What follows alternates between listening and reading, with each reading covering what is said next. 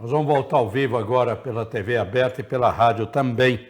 E mantemos as nossas redes sociais ativas aí. 3, 2, 1, voltou. Tem várias pessoas aqui no WhatsApp. Eu vou chamar algumas pessoas aqui. O Antônio Assis, do município de São Vicente, ele diz: bom dia a todos aí, e equipe maravilhosa. E o Felício: o Xandão pode falar o que quiser, mas que o condenado é ladrão, é ladrão. Antônio Assis, da Vila Valência. A gente vê uma interferência acima da média. Eu costumo lembrar, lá atrás, né, a gente já tinha sinais disso. Eu lembro, Zaidan, você vai lembrar bem, porque eu sei que você acompanha todos os passos. Logo, quando o Bolsonaro assumiu, ele quis nomear o superintendente da Polícia Federal. E por ser uma pessoa que que acompanhou na campanha, o Alexandre de Moraes, numa decisão lá também monocrática, impediu o nosso presidente eleito de nomear aquele agente para ser o delegado geral da Polícia Federal. Ali começou, na verdade, um grande problema que se manteve ao longo de toda a gestão. A gente lamenta muito esse tipo de posicionamento. Tenho certeza que tem gente ali também no Superior Tribunal Federal que deve estar de olho nisso, e até no Tribunal Superior Eleitoral, porque de fato está extrapolando o limite do abuso de autoridade. Ali foi um dos poucos momentos de fraqueza do capitão Cavalão, viu? Porque ele acabou concordando, né? Você lembra disso, Zaidan? Ele acabou, logo no início do governo, ele já devia ter colocado ali, imposto a sua vontade logo no início. Eu acho que ele acabou dando um passo para trás, recuando e trocou o indicado. Não é nem a vontade dele, é constitucional. Prerrogativa do presidente é nomear o diretor-geral da Polícia Federal. Inclusive, ele tem que ter determinadas evoluções da carreira, e o nomeado tinha todas as condições técnicas, conforme dizia a lei, para que ele pudesse ser nomeado. Enfim, daí abriu uma cunha e foi, né? Exatamente. Uma cunha levanta o mundo, né, Zaidan? Exatamente. Dei-me uma alavanca e moverei o mundo. Eduardo Quaresma, de Bertioga. Bom dia, Zaidan, Amanda, e bom dia, Ramush. Aproveito para deixar parabéns ao candidato pela aliança vitoriosa que fez com o Tarcísio. Mas hoje é um dos dias extremamente tristes para o Brasil. Fico pensando se quem vota torto tem a mínima ideia do que está escolhendo. Eu acho que não. Veja o que acontece na Argentina, no Chile, na Venezuela, na Nicarágua, etc, etc. Hoje realmente é um dia muito triste, Zaidan, para o Brasil. Se cuida, Zaidan, com o Xandão aí. Zaidan, deixa eu aproveitar essa oportunidade, falar um pouquinho de como eu vi o cenário logo após o primeiro turno, e que eu estou vendo, até para animar a vocês que estão nos acompanhando, da minha leitura política em relação ao primeiro. Primeiro, vamos falar das pesquisas. Muita gente me pergunta se eu acredito em pesquisas. Eu digo que eu acredito em todas as pesquisas e não acredito em todas as pesquisas. A gente precisa fazer uma leitura das pesquisas, entendendo o que cada uma tem como objetivo, vamos dizer assim. E eu lembro lá atrás, quando a gente viu o início ali da campanha em conjunto com o Tarcísio, todas as pesquisas apontavam que 35% da população do estado de São Paulo votaria no candidato do presidente Jair Bolsonaro.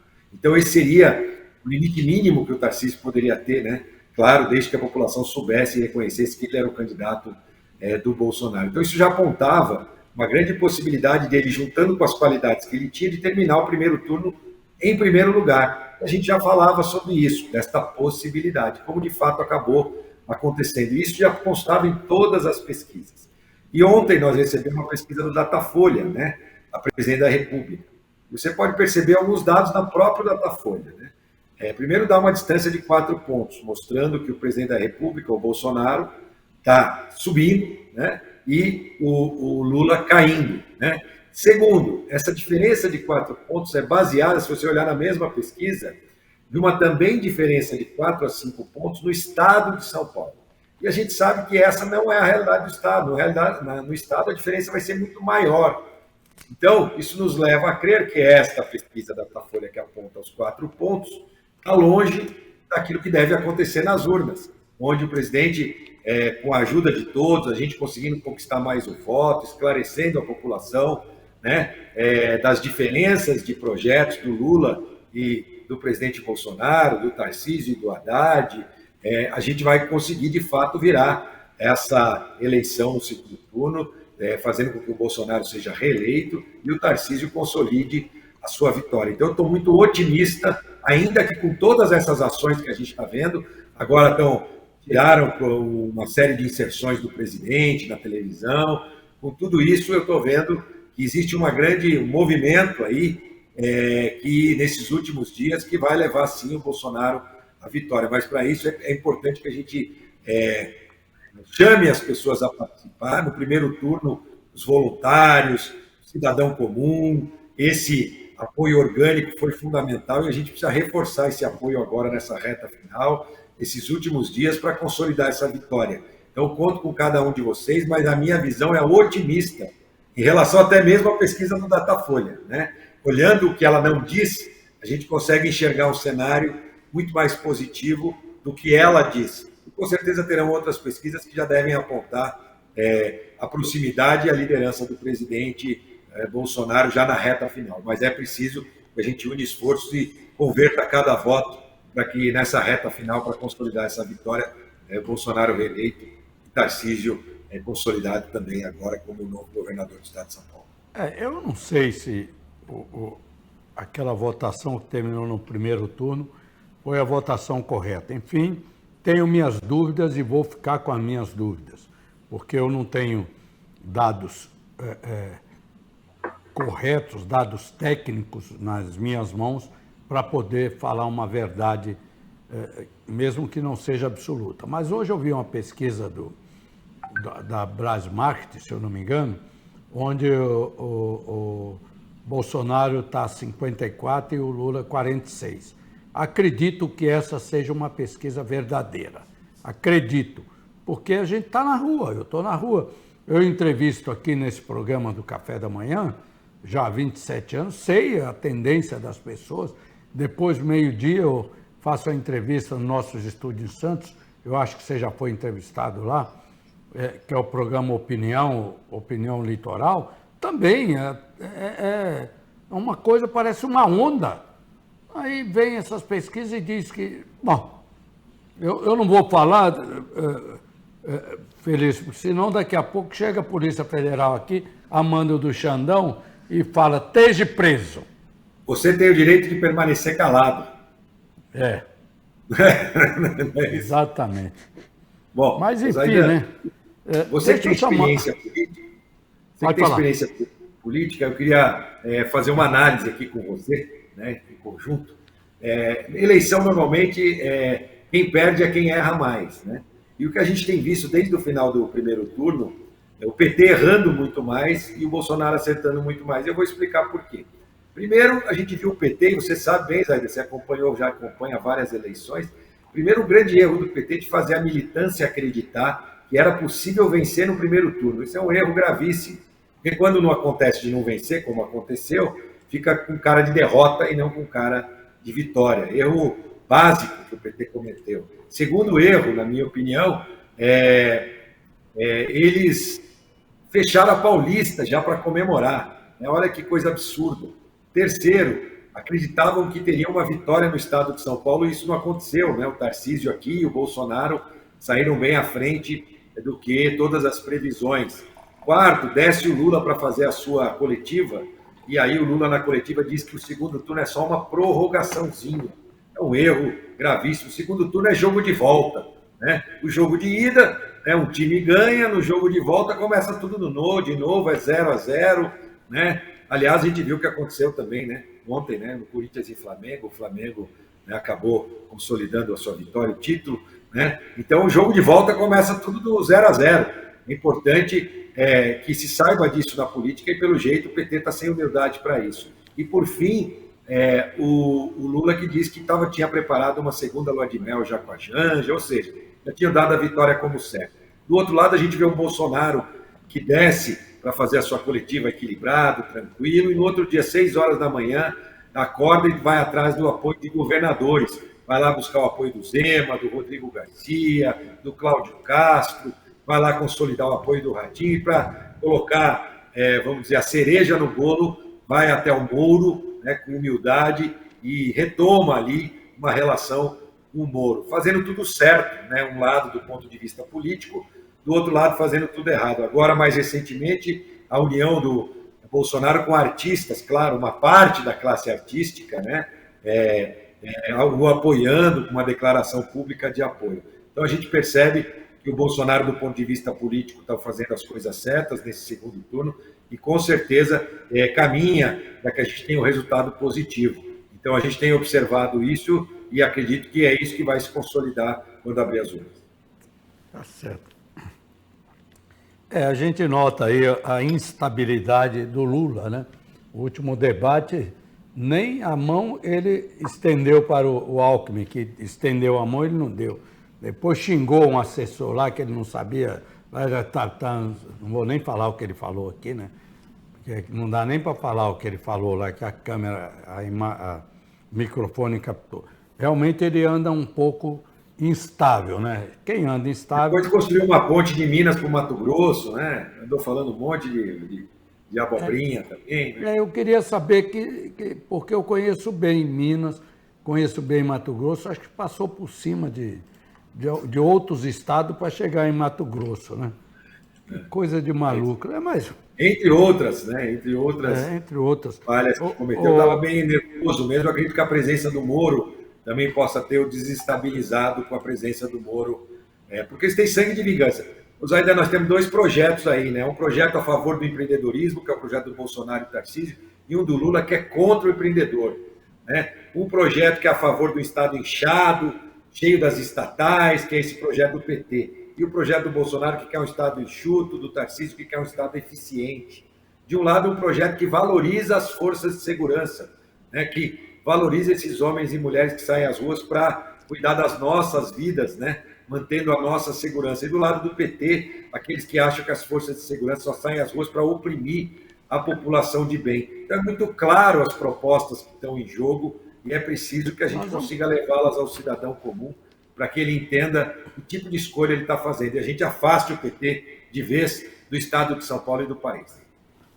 O Zacarias, de Mogi das Cruzes. Mogi das Cruzes, aqui a TV é para todo lugar. Printou você na telinha aí e falou: boa sorte ao candidato Felício. O Brasil precisa mudar.